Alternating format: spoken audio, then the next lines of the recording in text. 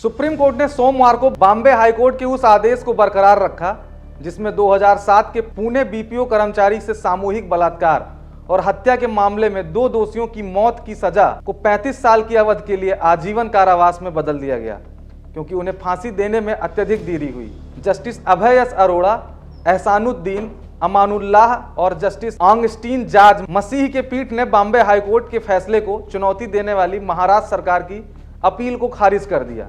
इस घिनौने कांड के दोषी पुरुषोत्तम बटौर और प्रदीप कोकड़े को 24 जून 2019 को फांसी दी जानी थी, लेकिन हाईकोर्ट ने 21 जून 2019 को कहा था कि अगले आदेश तक फांसी नहीं दी जानी चाहिए। 29 जुलाई 2019 को उच्च न्यायालय ने दोषियों की मृत्यु वारंट के निष्पादन पर रोक लगाने के लिए याचिका को अनुमति दे दी। उच्च न्यायालय ने कहा कि उन्हें लगता है कि वर्तमान मामले में मृत्युदंड निष्पादन में देरी और अनुचित और अत्यधिक अनुचित थी। उच्च न्यायालय ने कहा था कि अगर दया याचिका और अंतिम निष्पादन को कुछ तत्परता से निपटाया जाता तो देरी से बचा जा सकता था।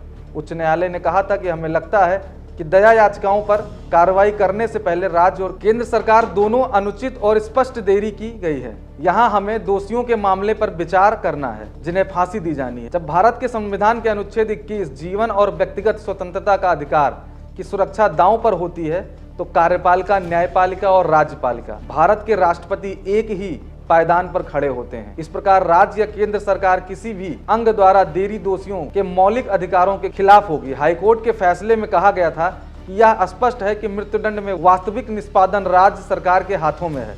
राज्य सरकार को एक तिथि तय करनी होती है और मृत्युदंड वारंट प्राप्त करना होता है। इस प्रकार मृत्युदंड के निष्पादन के लिए यह तिथि निर्धारित करने के लिए सत्र न्यायालय को पत्र लिखना मात्र अनुपालन नहीं माना जा सकता। उच्च न्यायालय ने अपने फैसले में कहा था कि ऐसी स्थिति में हम याचिकाकर्ताओं द्वारा जेल में बिताए गए समय को ध्यान में रखते हुए मृत्युदंड 35 वर्ष की अवधि के लिए आजीवन कारावास में बदलते हैं। आपको बता दें कि 1 नवंबर 2007 को विप्रो की एक 22 वर्षीय कर्मचारी पुणे के एक उपनगर में अपनी रात्रि ड्यूटी के लिए रिपोर्ट करने के लिए कंपनी द्वारा अनुबंधित नियमित कैब में सवार थी। कैब चालक बटौर अपने दोस्त कोकड़े के साथ रास्ता बदलकर उसे एक सुनसान जगह पर ले गया, जहां उन्होंने उसके साथ बलात्कार किया और उसका गला घोट दिया। साथ ही उसकी पहचान छिपाने के लिए उन्होंने उसका चेहरा भी बिगाड़ दिया।